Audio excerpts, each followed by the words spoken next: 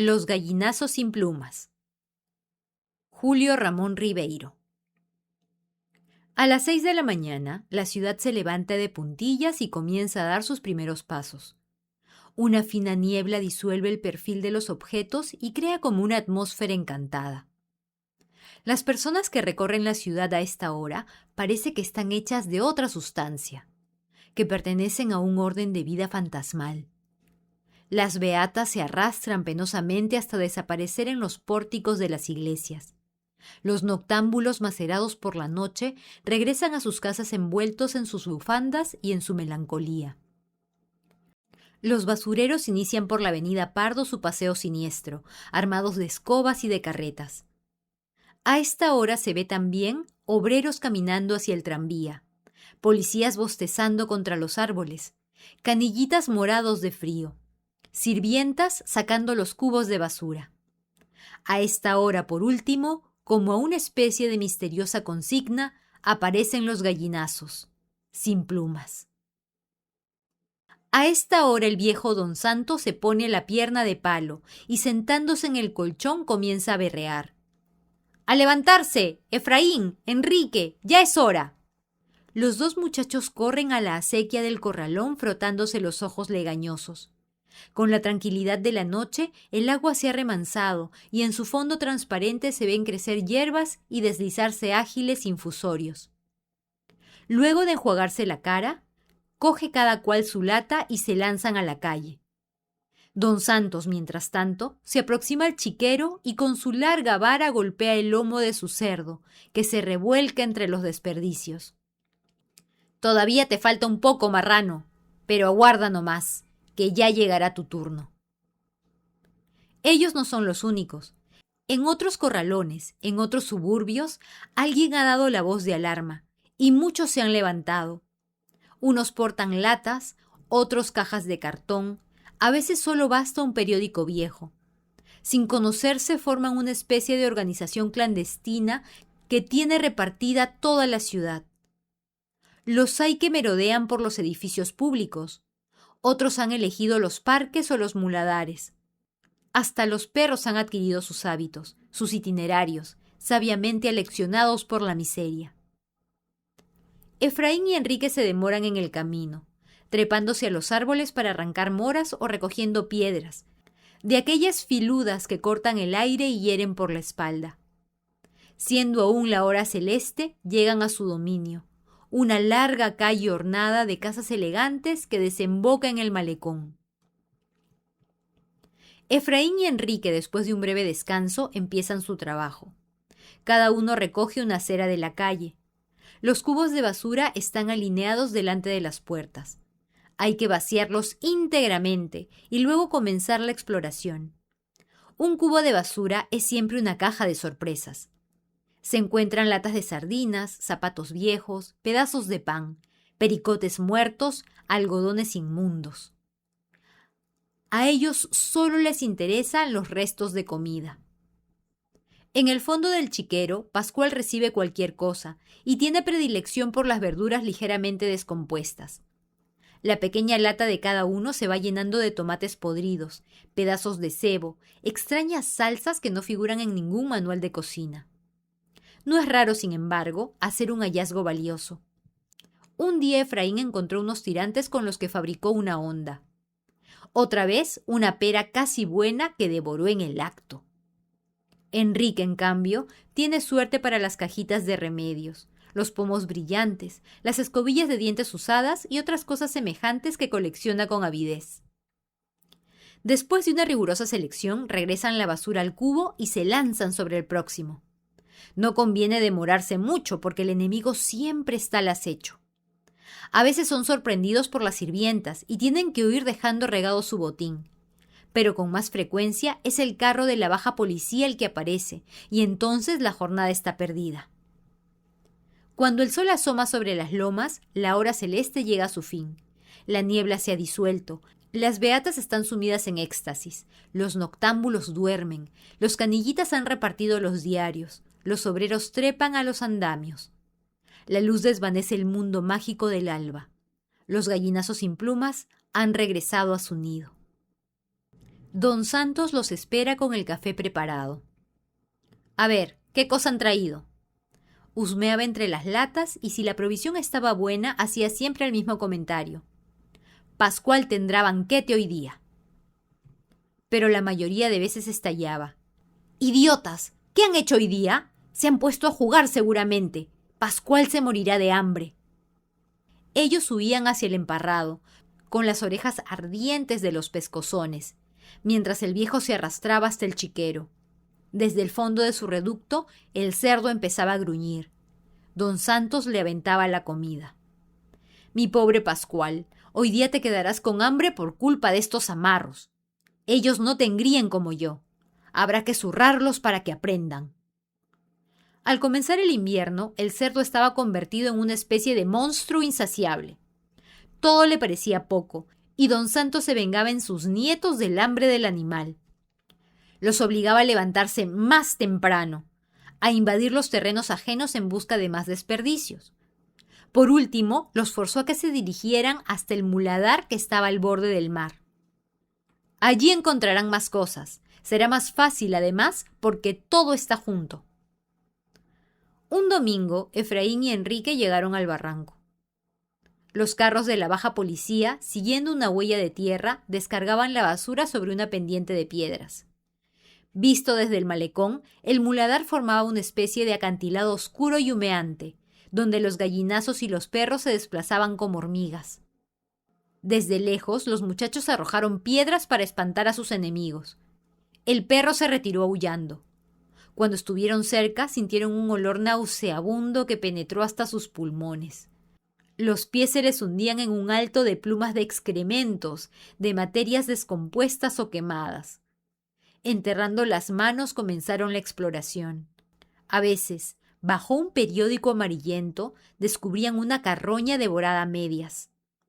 En los acantilados próximos los gallinazos espiaban impacientes y algunos se acercaban saltando de piedra en piedra, como si quisieran acorralarlos.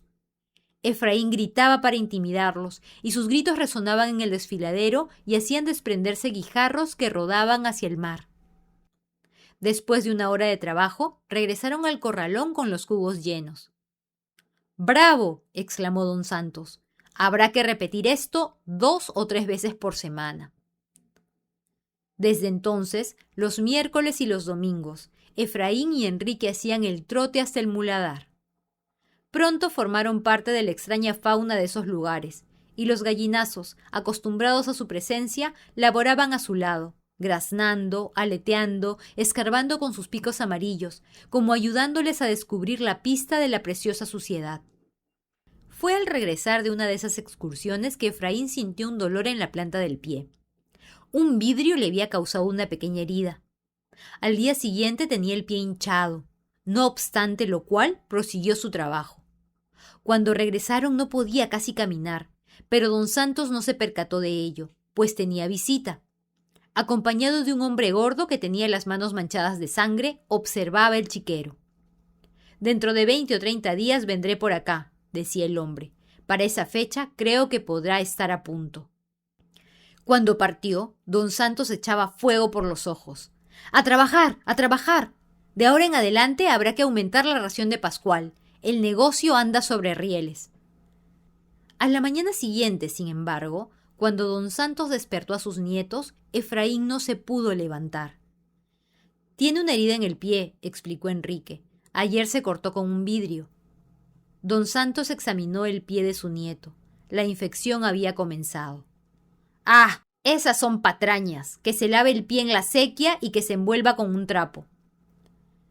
«Pero si le duele», intervino Enrique, «no puede caminar bien». Don Santos meditó un momento. Desde el chiquero llegaban los gruñidos de Pascual. «¿Y a mí?», preguntó dándose un palmazo en la pierna de palo. «¿Acaso no me duele la pierna? Y yo tengo 70 años, y yo trabajo. Hay que dejarse de mañas». Efraín salió a la calle con su lata apoyado en el hombro de su hermano. Media hora después regresaron con los cubos casi vacíos. «No podía más», dijo Enrique al abuelo. «Efraín está medio cojo». Don Santos observó a sus 2 nietos como si meditara una sentencia. «Bien, bien.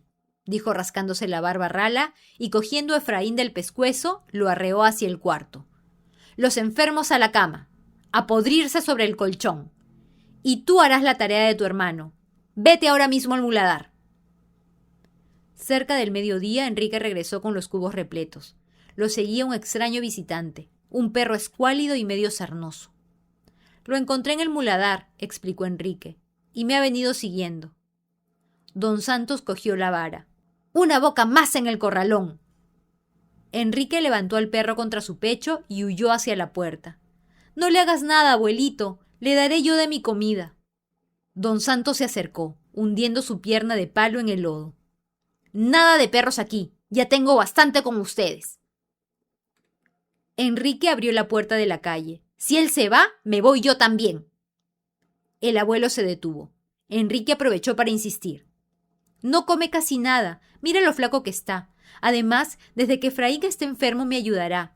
Conoce bien el muladar y tiene muy buena nariz para la basura. Don Santos reflexionó mirando el cielo donde se condensaba la garúa. Sin decir nada, soltó la vara, cogió los cubos y se fue rengueando hasta el chiquero. Enrique sonrió de alegría y con su amigo aferrado al corazón corrió donde su hermano. «Pascual, Pascual, Pascualito», cantaba el abuelo. «Tú te llamarás Pedro», dijo Enrique acariciando la cabeza de su perro e ingresó donde Efraín. Su alegría se esfumó. Efraín, inundado de sudor, se revolcaba de dolor sobre el colchón. Tenía el pie hinchado, como si fuera de jeve y estuviera lleno de aire. Los dedos habían perdido casi su forma. «Te he traído este regalo, mira», dijo mostrando al perro. «Se llama Pedro, es para ti, para que te acompañe. Cuando yo me vaya al muladar te lo dejaré, y los dos jugarán todo el día. Le enseñarás a que te traiga piedras en la boca». «El abuelo no dice nada», suspiró Enrique. Ambos miraron hacia la puerta. La garúa había empezado a caer. La voz del abuelo llegaba. «Pascual, Pascual, Pascualito». Esa misma noche salió luna llena. Ambos nietos se inquietaron porque en esta época el abuelo se ponía intratable. Desde el atardecer lo vieron rondando por el corralón, hablando solo, dando de varillazos al emparrado. Por momentos se aproximaba al cuarto, echaba una mirada a su interior y al ver a sus nietos silenciosos lanzaba un salivazo cargado de rencor. Pedro le tenía miedo y cada vez que lo veía se acurrucaba y quedaba inmóvil como una piedra. «Mugre, nada más que mugre», repitió toda la noche el abuelo, mirando la luna. A la mañana siguiente Enrique amaneció resfriado. El viejo, que lo sintió estornudar en la madrugada, no dijo nada. En el fondo, sin embargo, presentía una catástrofe. Si Enrique enfermaba, ¿quién se ocuparía de Pascual? La voracidad del cerdo crecía con su gordura. Gruñía por las tardes con el hocico enterrado en el fango. Del corralón de Nemesio, que vivía a una cuadra, se habían venido a quejar. Al segundo día sucedió lo inevitable. Enrique no se pudo levantar. Había tosido toda la noche y la mañana lo sorprendió temblando, quemado por la fiebre. «¿Tú también?», preguntó el abuelo. Enrique señaló su pecho que roncaba. El abuelo salió furioso del cuarto. 5 minutos después, regresó. «Está muy mal engañarme de esta manera», plañía. «Abusan de mí porque no puedo caminar. Saben bien que soy viejo, que soy cojo. De otra manera los mandaría el diablo y me ocuparía yo de Pascual». Efraín se despertó quejándose y Enrique comenzó a toser. «Pero no importa, yo me encargaré de él. Ustedes son basura, nada más que basura. Unos pobres gallinazos sin plumas. Ya verán cómo les saco ventaja. El abuelo está fuerte todavía. Pero eso sí, hoy día no habrá comida para ustedes. No habrá comida hasta que no puedan levantarse y trabajar». A través del umbral lo vieron levantar las latas en vilo y volcarse en la calle. Media hora después regresó aplastado. Sin la ligereza de sus nietos, el carro de la baja policía lo había ganado. Los perros, además, habían querido morderlo. «¡Pedazos de mugre! Ya saben, se quedarán sin comida hasta que no trabajen». Al día siguiente trató de repetir la operación, pero tuvo que renunciar. Su pierna de palo había perdido la costumbre de las pistas de asfalto, de las duras aceras, y cada paso que daba era como un lanzazo en la ingle. A la hora celeste del tercer día quedó desplomado en su colchón sin otro ánimo que para el insulto. «Si se muere de hambre», gritaba, «será por culpa de ustedes». Desde entonces empezaron unos días angustiosos, interminables. Los tres pasaban el día encerrados en el cuarto sin hablar, sufriendo una especie de reclusión forzosa. Efraín se revolcaba sin tregua, Enrique tosía, Pedro se levantaba y después de hacer un recorrido por el corralón, regresaba con una piedra en la boca, que depositaba en las manos de sus amos. Don Santos, a medio acostar, jugaba con su pierna de palo y les lanzaba miradas feroces. A mediodía se arrastraba hasta la esquina del terreno donde crecían verduras y preparaba su almuerzo, que devoraba en secreto. A veces aventaba a la cama de sus nietos alguna lechuga o una zanahoria cruda, con el propósito de excitar su apetito, creyendo así hacer más refinado su castigo. Efraín no tenía fuerzas para quejarse. Solamente Enrique sentía crecer en su corazón un miedo extraño, y al mirar a los ojos del abuelo creía desconocerlo, como si ellos hubieran perdido su expresión humana. Por las noches, cuando la luna se levantaba, cogía a Pedro entre sus brazos y lo aplastaba tiernamente hasta hacerlo gemir. A esa hora el cerdo comenzaba a gruñir y el abuelo se quejaba como si lo estuvieran ahorcando. A veces se ceñía la pierna de palo y salía al corralón. A la luz de la luna, Enrique lo veía ir 10 veces del chiquero a la huerta, levantando los puños, atropellando lo que encontraba en su camino. Por último, reingresaba en su cuarto y se quedaba mirándolos fijamente, como si quisiera hacerlos responsables del hambre de Pascual. La última noche de luna llena nadie pudo dormir. Pascual lanzaba verdaderos rugidos. Enrique había oído decir que los cerdos, cuando tenían hambre, se volvían locos como los hombres. El abuelo permaneció en vela, sin apagar siquiera el farol. Esta vez no salió al corralón ni maldijo entre dientes. Hundido en su colchón, miraba fijamente la puerta. Parecía amasar dentro de sí una cólera muy vieja, jugar con ella, aprestarse a dispararla. Cuando el cielo comenzó a desteñirse sobre las lomas, abrió la boca, mantuvo su oscura oquedad vuelta hacia sus nietos y lanzó un rugido. ¡Arriba, arriba, arriba! Los golpes comenzaron a llover. ¡A levantarse, haraganes! ¿Hasta cuándo vamos a estar así? ¡Esto se acabó! ¡De pie! Efraín se echó a llorar. Enrique se levantó aplastándose contra la pared. Los ojos del abuelo parecían fascinarlo hasta volverlo insensible a los golpes. Veía la vara alzarse y abatirse sobre su cabeza como si fuera una vara de cartón. Al fin pudo reaccionar. «A Efraín no. Él no tiene la culpa. Déjame a mí solo. Yo saldré. Yo iré al muladar». El abuelo se contuvo jadeante. Tardó mucho en recuperar el aliento. «Ahora mismo, al muladar. Lleva los 2 cubos. 4 cubos». Enrique se apartó, cogió los cubos y se alejó a la carrera. La fatiga del hambre y de la convalecencia lo hacían trastabillar. Cuando abrió la puerta del corralón, Pedro quiso seguirlo. «Tú no, quédate aquí cuidando a Efraín». Y se lanzó a la calle, respirando a pleno pulmón el aire de la mañana. En el camino comió hierbas, estuvo a punto de mascar la tierra. Todo lo veía a través de una niebla mágica. La debilidad lo hacía ligero, etéreo, volaba casi como un pájaro. En el muladar se sintió un gallinazo más entre los gallinazos. Cuando los cubos estuvieron rebosantes, emprendió el regreso. Las beatas, los noctámbulos, los canillitas descalzos, todas las secreciones del alba comenzaban a dispersarse por la ciudad. Enrique, devuelto a su mundo, caminaba feliz entre ellos, en su mundo de perros y fantasmas, tocado por la hora celeste. Al entrar al corralón sintió un aire opresor, resistente, que lo obligó a detenerse. Era como si allí, en el dintel, terminara un mundo y comenzara otro fabricado de barro, de rugidos, de absurdas penitencias. Lo sorprendente era, sin embargo, que esta vez reinaba en el corralón una calma cargada de malos presagios, como si toda la violencia estuviera en equilibrio, a punto de desplomarse. El abuelo, parado al borde del chiquero, miraba hacia el fondo. Parecía un árbol creciendo desde su pierna de palo. Enrique hizo ruido, pero el abuelo no se movió. «Aquí están los cubos». Don Santos le volvió la espalda y quedó inmóvil. Enrique soltó los cubos y corrió intrigado hasta el cuarto. Efraín apenas lo vio, comenzó a gemir. Pedro, Pedro, ¿qué pasa? Pedro ha mordido al abuelo. El abuelo cogió la vara. Después lo sentí aullar. Enrique salió del cuarto. Pedro, ven aquí. ¿Dónde estás, Pedro? Nadie le respondió. El abuelo seguía inmóvil, con la mirada en la pared. Enrique tuvo un mal presentimiento. De un salto se acercó al viejo. ¿Dónde está Pedro? Su mirada descendió al chiquero. Pascual devoraba algo en medio del lodo. Aún quedaban las piernas y el rabo del perro. ¡No! Gritó Enrique tapándose los ojos. ¡No, no! Y a través de las lágrimas buscó la mirada del abuelo.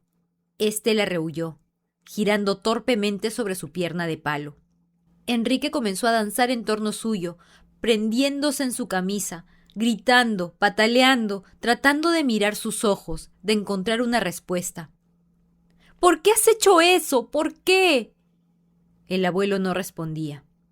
Por último, impaciente, dio un manotazo a su nieto que lo hizo rodar por la tierra. Desde allí, Enrique observó al viejo que, erguido como un gigante, miraba obstinadamente el festín de Pascual. Estirando la mano encontró la vara que tenía el extremo manchado de sangre. Con ella se levantó de puntillas y se acercó al viejo. ¡Voltea!, gritó. ¡Voltea! Cuando don Santos se volvió, divisó la vara que cortaba el aire y se estrellaba contra su pómulo. ¡Toma!, chilló Enrique, y levantó nuevamente la mano. Pero súbitamente se detuvo, temeroso de lo que estaba haciendo, y lanzando la vara a su alrededor, miró al abuelo casi arrepentido. El viejo, cogiéndose el rostro, retrocedió un paso. Su pierna de palo tocó tierra húmeda, resbaló, y dando un alarido, se precipitó de espaldas al chiquero. Enrique retrocedió unos pasos. Primero aguzó el oído, pero no se escuchaba ningún ruido. Poco a poco se fue aproximando. El abuelo, con la pata de palo quebrada, estaba de espaldas en el fango. Tenía la boca abierta y sus ojos buscaban a Pascual, que se había refugiado en un ángulo y husmeaba sospechosamente el lodo. Enrique se fue retirando con el mismo sigilo con que se había aproximado. Probablemente el abuelo alcanzó a divisarlo, pues mientras corría hacia el cuarto le pareció que lo llamaba por su nombre, con un tono de ternura que él nunca había escuchado. «¡A mí, Enrique! ¡A mí!» «¡Pronto!», exclamó Enrique precipitándose sobre su hermano. «¡Pronto, Efraín! El viejo se ha caído al chiquero. Debemos irnos de acá». «¿A dónde?», preguntó Efraín. «A donde sea, al muladar, donde podamos comer algo, donde los gallinazos». «No me puedo parar». Enrique cogió a su hermano con ambas manos y lo estrechó contra su pecho. Abrazados hasta formar una sola persona, cruzaron lentamente el corralón. Cuando abrieron el portón de la calle, se dieron cuenta que la hora celeste había terminado y que la ciudad despierta y viva abría ante ellos su gigantesca mandíbula. Desde el chiquero llegaba el rumor de una batalla. Fin.